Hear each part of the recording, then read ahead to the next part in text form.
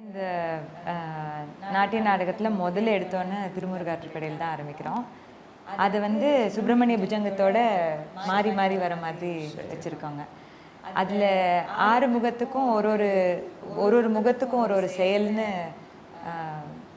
நக்கீரர் சொல்லியிருக்காரு. அதை பற்றி கொஞ்சம்.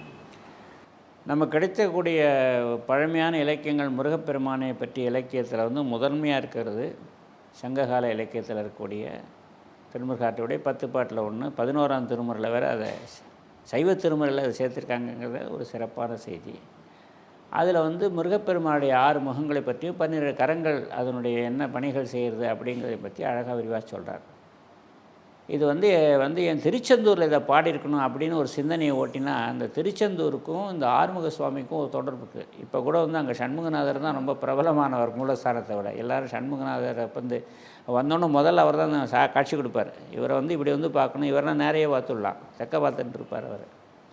சண்முகநாதர் அது பொதுவாகவே வந்து நடராஜ ஸ்தானம் இல்லையா, அது இந்த சம்ஹாரமூர்த்தி எல்லாமே வந்து தெற்க பார்க்க இருப்பார். இவரும் வந்து சூரியனை சம்ஹாரம் பண்ணுறதுக்கு புறப்பட்ட கோலம் தானே. அதனால் இந்த 6 முகங்களுக்கும் ஒரு இப்போ ஒரு நக்கீரர் வந்து என்னென்ன ஒரு முகத்துக்கும் என்ன வேலை அப்படின்னு சொல்கிறாப்புல. பின்னாடி வந்த கந்தர் கலிவன்பா, அப்புறம் அருணகிரிநாதருடைய திருப்புகள், இப்படி ஒவ்வொருத்தரும் ஒரு பார்வையில் பார்க்குறாங்க. பொதுவாக வந்து முருகப்பெருமான் வந்து ஒருத்தருக்கு மாத்திரம் சொந்தமானவன் இல்லை, உலகத்தையே சொந்தமானவன் முதல்லையே சொல்லிட்டோம். அதனால் ரொம்ப பெரிய படித்த வேதம் படித்தவங்க, ரொம்ப பெரியவங்க, அவங்களுக்கும் வந்து அதுக்கு இருந்தாலும் செய்கிறான். ஒரு முகம் ஆர்வலயத்தை அமர்ந்து இணைதொழி காதலின் வந்து வரம் கொடுத்தன்னு இவளுக்கு செய்கிறான். அப்படி வந்து வரம் கேட்டு வரவங்க வள்ளி தேடி தானே வந்து கல்யாணம் பண்ணுறான். தேவசேன கல்யாணத்துக்கும் வள்ளி கல்யாணத்துக்கு என்ன பெரிய சிறப்புன்னா, அது கிஃப்ட்டு, வெகுமதி அடித்தது. நீ எனக்கு வந்து உபகாரம் பண்ணால் நான் என்னுடைய பெண்ணை திருமணம் செஞ்சு கொடுக்குறேன்னு வந்தது தான். ஆமாம், இங்கே வந்து இவன் தேடின்னு போனான். அதாவது எந்த ஆன்மா வந்து இறைவனை நினச்சின்னு இருக்கோ அந்த என்பை ஏங்கிறதோ அதை போய் பார்த்து அதுக்கு அனுகிரகம் பண்ணணுங்கிற ஒரு பெரிய தத்துவத்தை சார்ந்து தான் வள்ளி சன்மார்க்கம்னு சொல்கிறார் அருணகிரிநாதர். வள்ளி சன்மார்க்கம்ங்கிற ஒரு கான்செப்ட், அந்த மாதிரி ஒரு தத்துவத்தை வந்து அருணகிரிநாதர் தான் முதல்ல அறிமுகப்படுத்துகிறார். எல்லோரும் வள்ளி கல்யாணத்தோடு நடத்துவாங்க, அந்த கல்யாணங்கிறது ஒரு தத்துவம் அப்படின்னு காட்டுறார். வள்ளி சன்மார்க்கம் வெள்ளைக்குள் நோக்க வள்ளைக்குள் ஏற்றும் வடிவேலாங்கிறார். ஆக வள்ளியை தேடின்னு வந்தது குறவர் மணமகள் குடிபோல் நிஸ்பின் மடவர்கள் வள்ளியோடு நகையம் வந்தல்ல.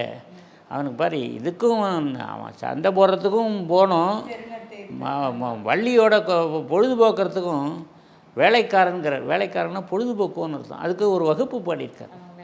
அதாவது அங்கே வேலைக்காரன்னா வள்ளியோட இல்லை, எல்லா ஆன்மாக்கள் தன் மேலே இது பண்ண கூட வந்து நம்மோட இருப்பான். திருச்செந்தூர் திருப்பதியில் ஒரு சிறப்பான செய்தி என்னவென்றால், வந்து மாசிலா அடியார்கள் வாழ்கின்ற ஊர் சென்று தேடி விளையாடி அங்கனே நின்று வாழும் செந்தில் முருகன்கிறார். திருச்செந்தூர் முருகன் என்ன பண்ணால், மாசிலா அடியார்களுடைய பெரிய கூட்டத்தில் போய் அங்கேயே விளையாடி நிற்பனான். நான் ஒரு முறை வந்து ரன்னிங் காமெண்ட்ரிக்காக சூரசமகாரத்துக்கு போயிருந்தேன் திருச்செந்தூரில். எனக்கு ஒரு பெரிய பரன் கட்டி அது மேலே நின்று பேசணும். எனக்கு பேச்சே வரல, ஏன்னா கடலே தெரியல, மனுஷ தலை தான் இருந்தது. அந்த சூரியன் மறையச்சே என்னன்னா ரொம்ப சிகப்பாக பயமாக இருந்தது, ரத்த விளாறு மாதிரி இருந்தது. இந்த சூரியனை சம்ஹாரம் பண்ணுறச்சு எப்படி அந்த போர்க்களம்னு எனக்கு தோணி தேவைஞ்சு அப்படி தான் ஒரு காட்சி இருந்தது, இயற்கையாகவே அந்த காட்சி இருந்தது. அப்போ வந்து அந்த தலைகள்லாம் பார்க்குறச்ச முருகப்பெருமான் இருந்தான். அதுதான் அருணகிரிநாதர் சொல்கிறார், மாசிலா அடியார்கள் வாழ்கின்ற ஊர் எது, திருச்செந்தூர்னு தான் சொல்கிறார். தேடி விளையாடி அங்கனே நின்று அங்கே இருப்பான் வாழுமயில் வீரன் செந்தில் முருகன்கிறார். அது ஆக முருகப்பெருமான் வந்து அவனுடைய 6 முகங்களுக்கு சொல்கிற மாயிருள் ஞானம் அறிந்து விளங்க பல்கதிர் விருத்தன்ற ஒரு முகம் விழிச்சான். உலகம்புற அவன் தான் பிரகாசம், இருள் நீக்கி அதான் ஆக நம்முடைய இருளை நிற்கிறதுக்கு அவன் வரான். அந்த இயற்கையாக வந்து இருக்கக்கூடிய இருந்தால் கூட நம்முடைய உள்ள அந்த ஆணவ அழிக்கு போய் எல்லாம் அணைஞ்சிருக்கான். ஆணவ அழுக்கடையும் ஆவி விலைக்கு அனுபூதி கொடுக்கறதுக்காக அவன் வரான். அவன் அதுபடி ஒரு முகமும் சொல்கிறச்சு. அடுத்தது ஆர்வலயத்தை அமர்ந்து இனிது வழி காதில் நோந்து வரம் கொடுக்கறதுக்காக ஒரு முகம் வரதான். அதில் என்னென்னா, ஆமாம், அதை பற்றி சொல்கிறச்சே ஒரு செய்தி சொல்கிறார். எத்தனை தடவை வந்தாலும் அடியார்கள் அவனுடைய பக்தர்கள்லாம் போய் கேட்டாலும், என்னடா சும்மா வந்து தொந்தரவு பண்ணுறான் அப்படின்னு சொல்ல மாட்டானான். என்ன மொழியும் அடியார்கள் கோடி குறை கருதினாலும். ஒருத்தனுக்கு ஒரு தடவை போகலாம், 2 தடவை போகலாம், 3 தடவை போகலாம், 4ஆம் தடவை போனால் என்னடா ஏன் உபத்திரவம் சொல்கிறேன்னு அப்படின்னு தான் நம்ம கேட்போம். ஆனால் முருகப்பெருமான் கோச்சிக்க மாட்டானா. மொழியும் அடியார்கள் கோடிங்கிறது ஒரு எல்லை இல்லாத ஒரு அளவு. கோடி குறை கருதினாலும் வேறு முனியை அறியாத, கோபமே பட மாட்டானா. முனிதல்னா கோபித்தல். வேறு முனியை அறியாத தேவர் பெருமாள்ங்கிற ஒரு திருப்புகள்.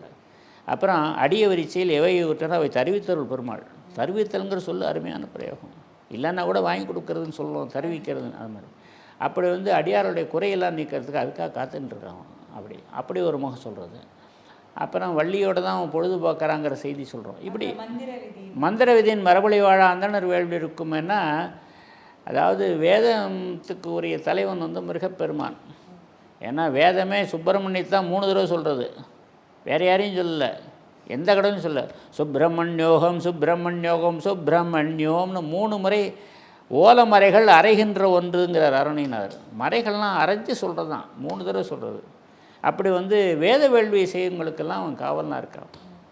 மந்திர விதின்னு மறுபடி விழா அந்தனர் வேள்வி இவனுக்கு வேள்விக்கு அவன் தான் தலைவனாக இருக்கான். அப்படி தான் வேதங்கள்லாம் சொல்கிறது. எஞ்சிய பொருள் ஏமுறு நடை திங்கள் போல திசை விளக்குமே. எதெல்லாம் நம்ம என்னென்ன வேணுமோ எல்லாத்தையும் கொடுத்துட்டே இருக்கான் அவன். அப்படி அவனுடைய 6 முகங்களும் உலகத்தில் இருந்து ஒவ்வொருத்தருக்கும் ஒரு விதமான ஒரு அனுக்கிரகத்தை செய்கிறதுக்காக அவன் அப்படி ஒரு பேலன்ஸ்டாக இருக்கான்.